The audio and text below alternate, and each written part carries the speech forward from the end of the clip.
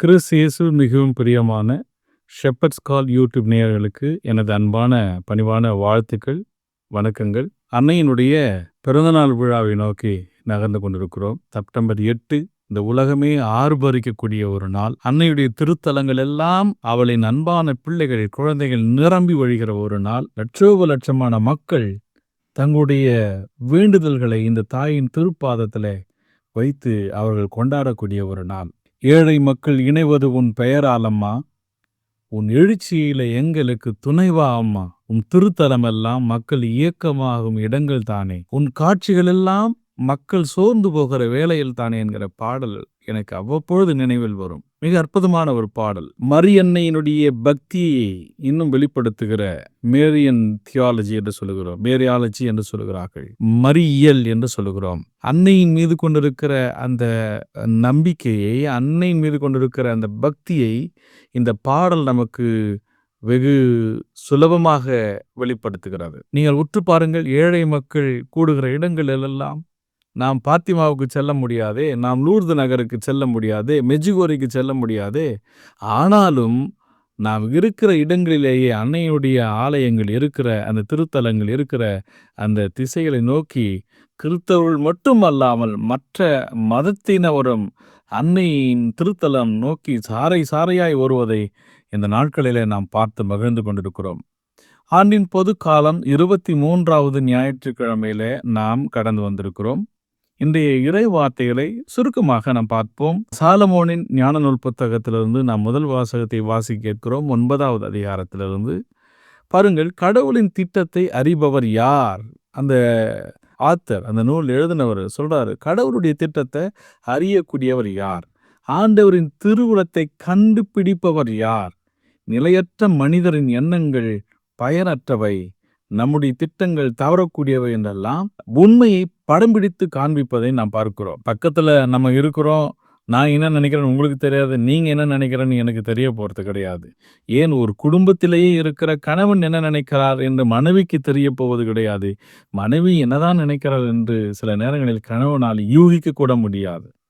அப்படி இருக்கிற பொழுது அற்ப மனிதர்கள் நானும் நீங்களும் எப்படி ஆண்டவருடைய திட்டத்தை அறிய முடியும்? ஆண்டவருடைய எண்ணங்களை, திருவுளத்தை நாம் கண்டுபிடிக்க முடியும் என்றால், கடந்த வாரத்தினுடைய அந்த செய்தியை நாம் உள்வாங்கிக் கொள்ள வேண்டும்.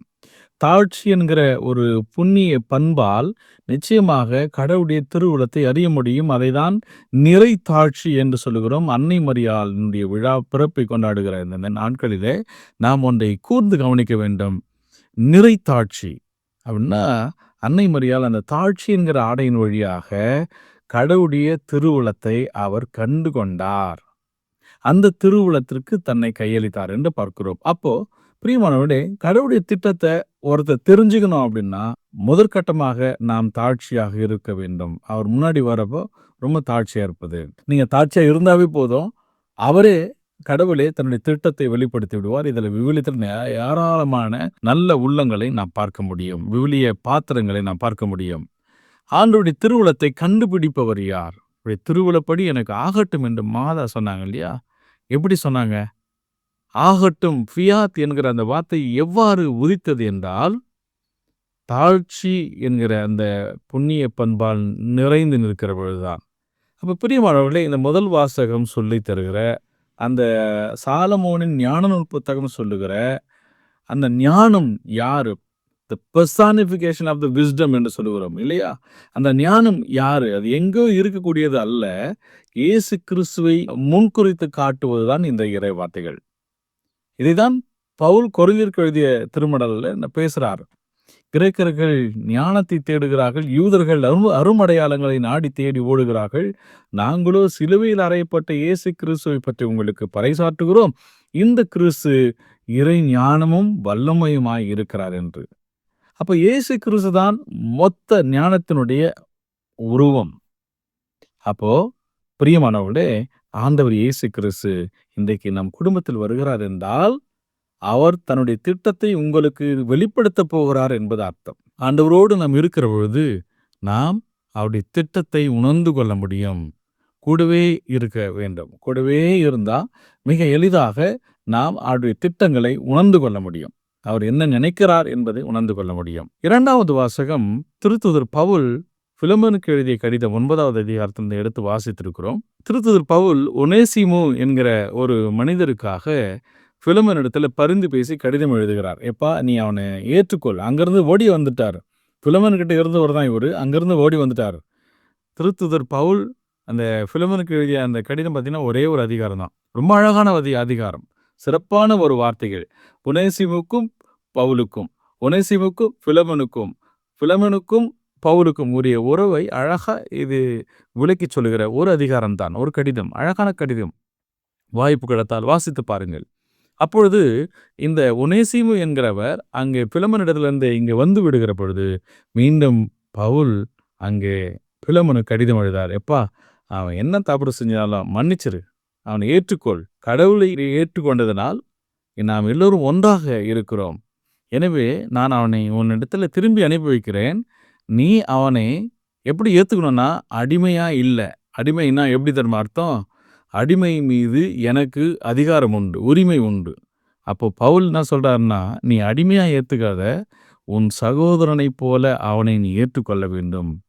என்னை ஏற்றுக்கொள்வது போல நீ அவனை ஏற்றுக்கொள்ள வேண்டும் என்று பரிந்து பேசுகிறார்.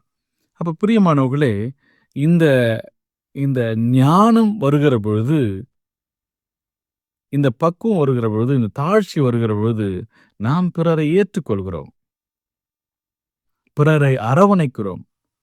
ஞானம் இல்லாத இடத்துல பாருங்கள், அங்கே அமைதி இருக்காது. ஞானம் இல்லாத இடத்துல அங்கே ஒற்றுமை இருக்காது. ஞானம் இல்லாத இடத்துல எல்லோரும் ஒன்று என்கிற எண்ணம் இருக்காது. பிரிவினைகள் இருக்கும், பாகுபாடுகள் இருக்கும், ஏற்றத்தாழ்வுகள் இருக்கும். எனவே ஞானம் இருக்கிற இடத்துல கிறிஸ்து ஒருவர் வந்து விட்டார் என்றால் அங்கே யூதர் என்றும் கிரேக்கர் என்றும் அங்கே அடிமை என்றும் நாம் பாகுபாடுகள் கிடையாது என்று பவுல் சொல்வது போல, ஞானத்தோடு செயல்படுகிற மனிதன் எப்படி இருப்பான் என்றால் கிறிஸ்துவுக்கு சான்று பகரக்கூடிய உண்மையான சீடனாக இருக்க முடியும் என்பதனை முதல் வாசகமும் 2வது வாசகம் சொல்லித் தருகிறது. அதற்கு சான்றாக புனித பவுலடியாருடைய அந்த வாழ்க்கை அனுபவம் நமக்கு உதாரணமாக மாறுகிறது. பவுல் ஒனேசிமுக்காக வேண்டி மன்றாடி கடிதம் எழுதுவதை பார்க்கிறோம். பவுல் ஒனேசிமுக்காக அங்கே வேண்டி மன்றாடி கடிதம் எழுதுவது போல இன்றைக்கு நாம் வாழ்கிற இந்த சமுதாயத்தில் பிரியமானவர்களே, நாமும் பிறருக்காக பரிந்து பேச வேண்டும். ஞானம் இருந்தால் மட்டும்தான் பிறருக்காக நாம் பரிந்து பேச முடியும். கிறிஸ்து சிலுவையில் என்ன செய்தார் என்று எண்ணி பாருங்கள். ஏன் கிறிஸ்து தான் ஞானத்தினுடைய மொத்த உருவம் என்று சொல்லுகிறோம்? Why Christ is the embodiment of wisdom, all personification of the wisdom என்று சொல்லுகிறோம்?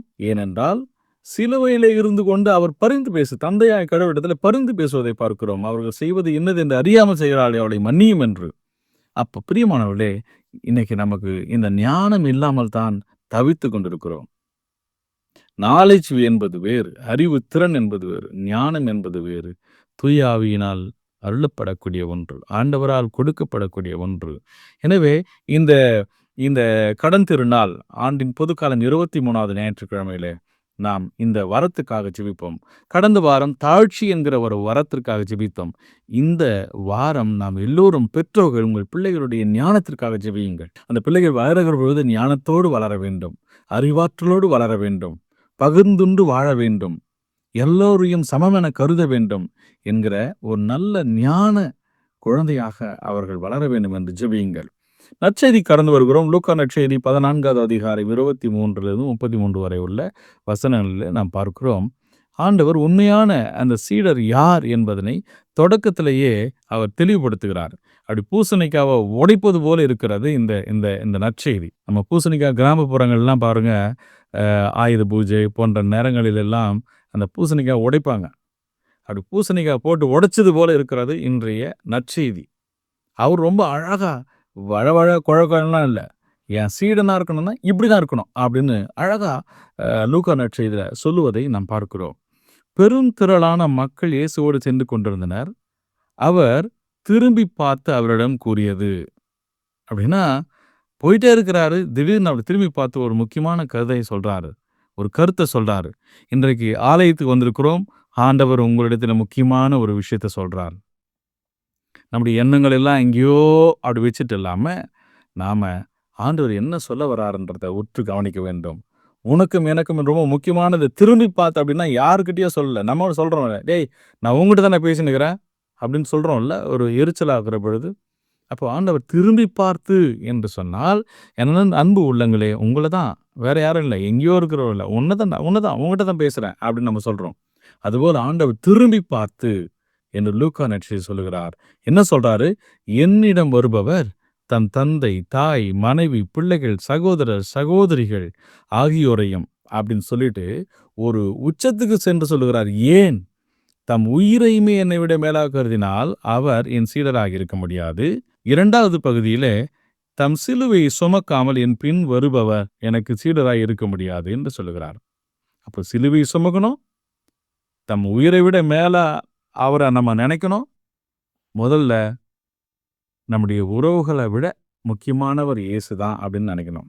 எத்தனை நன்மைகள் செய்தீரையா, அதில் எதற்கென்று நன்றி சொல்லி துதிப்பேனையா.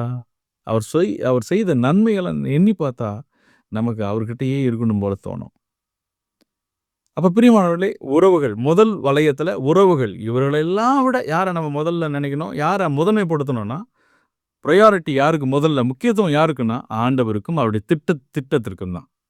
அவரை அறிந்து கொள்ள, அவருடைய திட்டங்களை திருவுளத்தை உணர்ந்து கொள்ளதான். ஒரு சீடன் வந்துட்டா எப்படி இருக்கணும்னா அன்டிவைடட் அட்டென்ஷன் என்று சொல்லுகிறோம். கவனம் சிதறாம நம்ம அவர் பக்கத்திலே இருக்கணும், அவர் கூடவே இருக்கணும். உங்களை சிலர் இப்போ பிடித்தமான தலைவர்கள் நம்ம பேசிட்டு இருக்கிறப்போ வாயில ஈ போறது கூட தெரியாம பார்க்கறான் பாரு அப்படின்னு சொல்லுவாங்க இல்லையா? அப்படின்னா என்ன அர்த்தம்னா அவ்வளவு கவனம். என் பிரியமானவர்களே, இந்த ஞாயிறு அப்படிப்பட்ட கவனத்தை நமக்கு ஆண்டவர் கொடுக்கணும்னு அழைப்பு தருது. அன்டிவைடட் அட்டென்ஷன், சிதறாத ஒரு கவனம் ஆண்டவர் மீது சீடனுக்கு இருக்க வேண்டும்.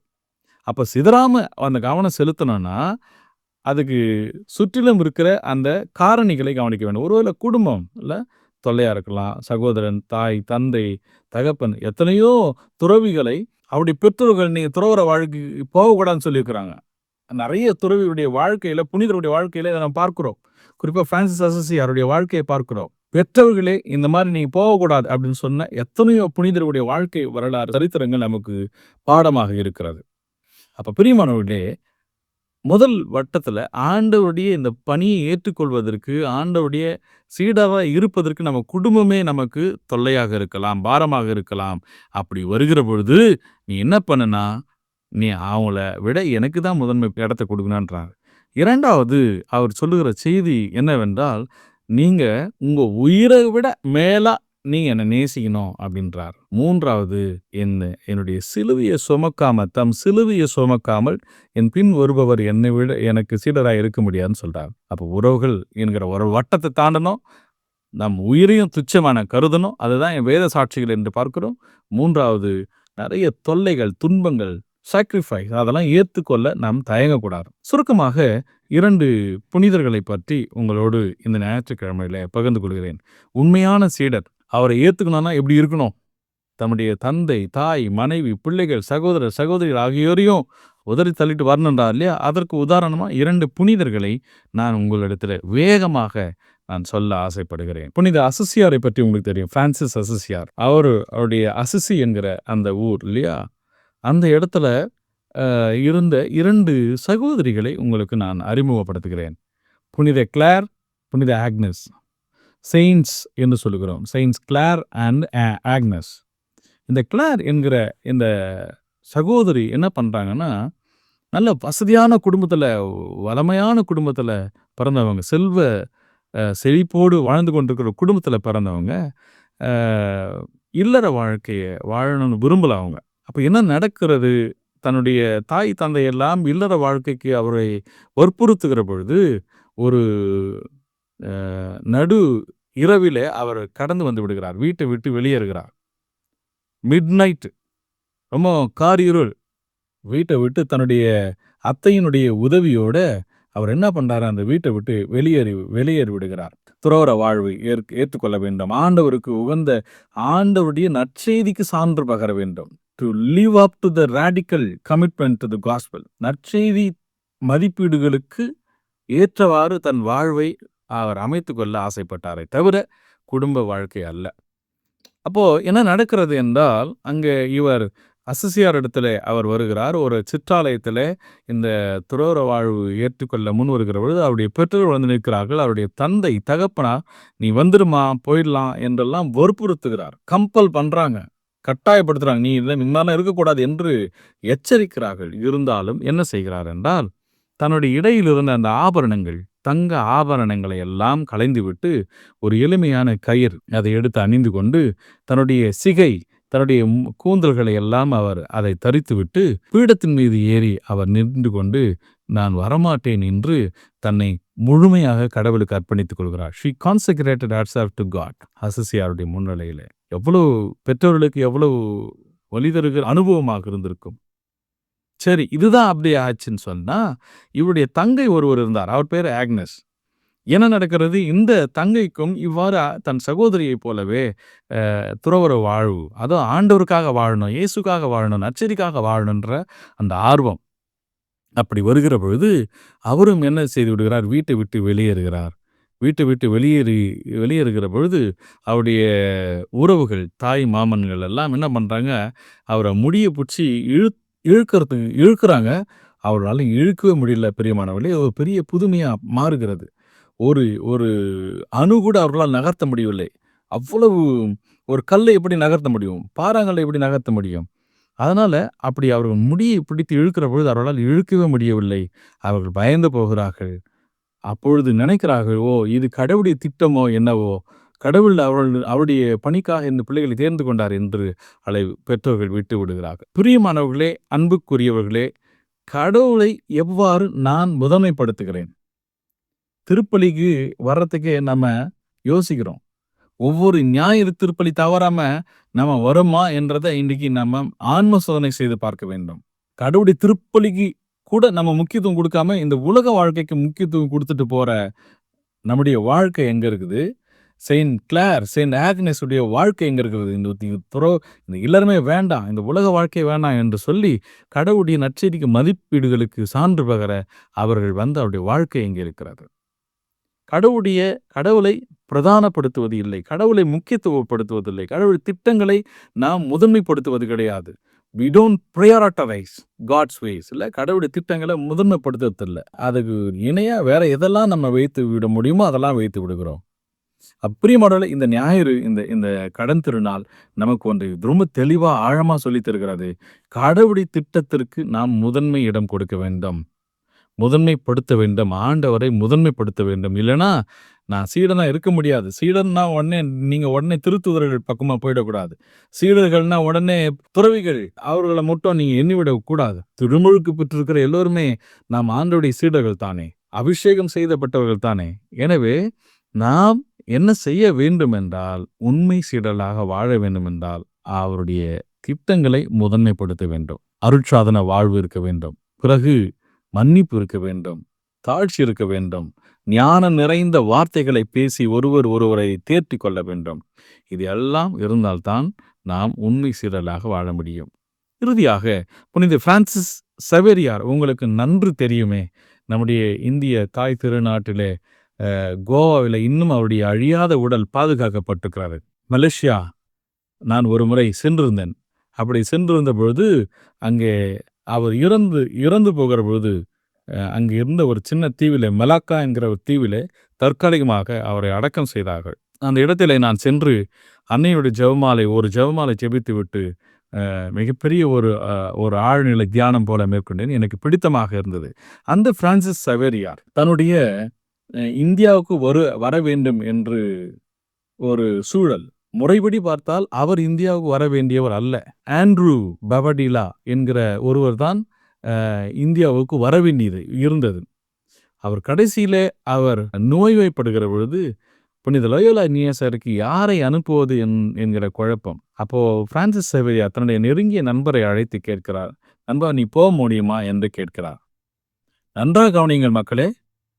"நண்பா, நீ போக முடியுமா?" அப்படின்னு கேட்கிறார். உடனடியாக பிரான்சிஸ் சவேரியாரும் "ஆமாம், நான் போகிறேன்" என்று சொல்லுகிறார், சம்மதம் தெரிவிக்கிறார். அப்போ லயோலா இக்னியஸ் கேட்கிறார், "எப்போ சொல்லுவ? உன்னுடைய சம்மதத்தை எப்போ சொல்லுவ? எவ்வளோ நேரம் ஆகும்? எத்தனை நாளுக்குள்ளே சொல்லுவ?" அப்படின்னா பிரான்சிஸ் சேவியர் சொல்றாரு, எனக்கு 1/2 மணி நேரம், ஜஸ்ட் கிவ் மீ 30 மினிட்ஸ், 30 நிமிஷம் எனக்கு கொடுங்க, நான் சொல்றேன். ஏன்னா என்னுடைய கிழிந்த அங்கி ஒன்று இருக்கிறது, அதை நான் தைத்து கொண்டு தயாராகி வந்து விடுகிறேன், நான் செல்கிறேன் இந்தியாவுக்கு என்று சொன்னாராம். இந்த சரித்திரங்களை எல்லாம் படிக்கிற பொழுது மனது நெகிழ்ந்து போகிறது, கண்களில் அவ்வளவு தண்ணீர் மல்குகிறது. ஒரு மனிதன் இந்த நற்செய்திக்காக இவ்வளவு ஆர்வமாக இருக்க முடியுமா என்று தோன்றுகிறது மக்களே. திருமுழுக்கு பெற்றிருக்கிற எனக்கும் உங்களுக்கும் அப்படிப்பட்ட ஒரு ஆர்வம் வேண்டும், நற்செய்தி அறிவிக்கிற அந்த ஆர்வம் வேண்டும். பிறகு இவரை பற்றி கேள்விப்பட்டதுதான், எந்த அளவுக்கு இது இது இவருடைய சரித்திரத்தில் இருக்கிறது என்று தெரியாது. ஒரு குருவானவர் என்னிடத்தில் பகிர்ந்து கொண்டதை நான் சொல்கிறேன். ஒரு முறை இப்படி அவர் இந்தியாவுக்கோ அல்லது வேறு இடங்களுக்கோ அவர் புறப்படுகிற பொழுது அவருடைய நெருங்கிய நண்பர் வந்து சொன்னாராம், நீ இவ்வளவு தூரம் செல்கிறாய், மீண்டும் வருவாயோ இல்லை என்று தெரியவில்லை, ஒரு கணம் உன்னுடைய தாயாரை நீ சந்தித்து விட்டு செல்லலாமே என்று சொல்லுகிற பொழுது சவேரியார் சொன்னாராம், புனித பிரான்சிஸ் சவேரியார், அதற்கெல்லாம் இப்போது எனக்கு நேரம் இல்லை, நான் என் தாயை விண்ணகத்தில் சந்தித்துக் கொள்கிறேன் என்று சொன்னாராம். பிரியமான உறவுகளே, சவேரியார் ஆண்டவருடைய திட்டங்களுக்கு முதன்மையான இடத்தை கொடுத்தார். நான் குருவா ஆண்டவருடைய திட்டங்களுக்கு, ஆண்டவருடைய பணிகளுக்கு முதன்மையான இடத்தை கொடுக்கணும். குடும்பத்தில் இருக்கிற நீங்க, திருமுழுக்கு பெற்றிருக்கிற நீங்க கடவுளுடைய பணிக்கு முக்கியத்துவம் கொடுக்கணும். அப்பா அம்மா வந்து கோயிலுக்கு கிளம்படா அப்படின்னாவே இன்றைக்கு கசப்பாக நினைக்கிற எத்தனை வாலிப பிள்ளைகள் இருக்கிறாங்க. கணவனை மனைவி அழைத்தால் நீ போ நான் வரேன்னு சொல்ற எத்தனை கணவர்கள் இருக்கிறார்கள். பிறகு எப்படி அந்த ஆசீர்வாதம் தொடர்ந்து வரும்? ஆசீர்வாதம் என்பது குழுவாக சேர்ந்து பெற்றுக்கொள்ளக்கூடிய ஒன்று. நீ குடும்பத்தில் இருந்தனா அது அந்த குடும்பத்தினுடைய பொறுப்பு, நீ தனியா இருந்தனா அது உன்னுடைய தனிப்பட்ட பொறுப்பு. எல்லாரும் சேர்ந்து உழைக்கிற பொழுது ஆசீர்வாதத்தை ரொம்ப பெருசா பெற்றுக்கொள்ள முடியும் மக்களே. கணவன், தாய், தந்தை, மனைவி, பிள்ளைகள் எல்லோரும் சேர்ந்து உழைக்கிற பொழுது அங்கே பாருங்கள் எவ்வளவு ஆசீர்வாதம். அவருடைய உழைப்பிற்கு அவரவர் உழைக்க வேண்டும்.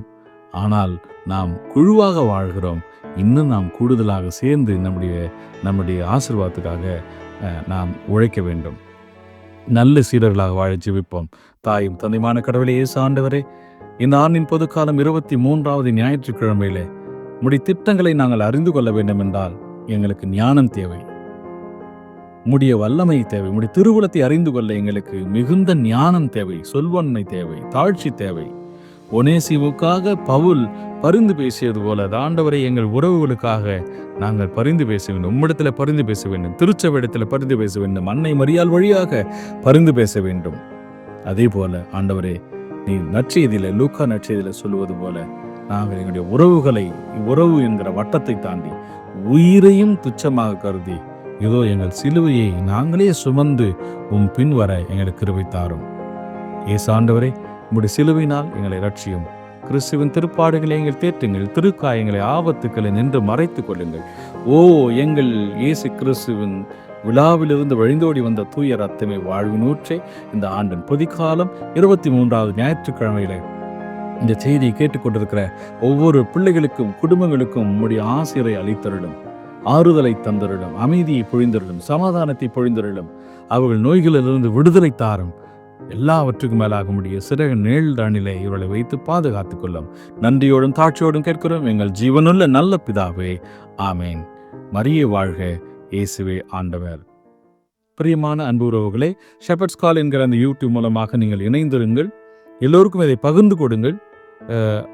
இந்த ஷெப்பர்ட்ஸ் கால் என்கிற யூடியூப் மூலமாக இன்னும் ஆண்டவருடைய இந்த வார்த்தையை அறிவிக்க நீங்களும் இதற்கு உதவி செய்ய வேண்டும்.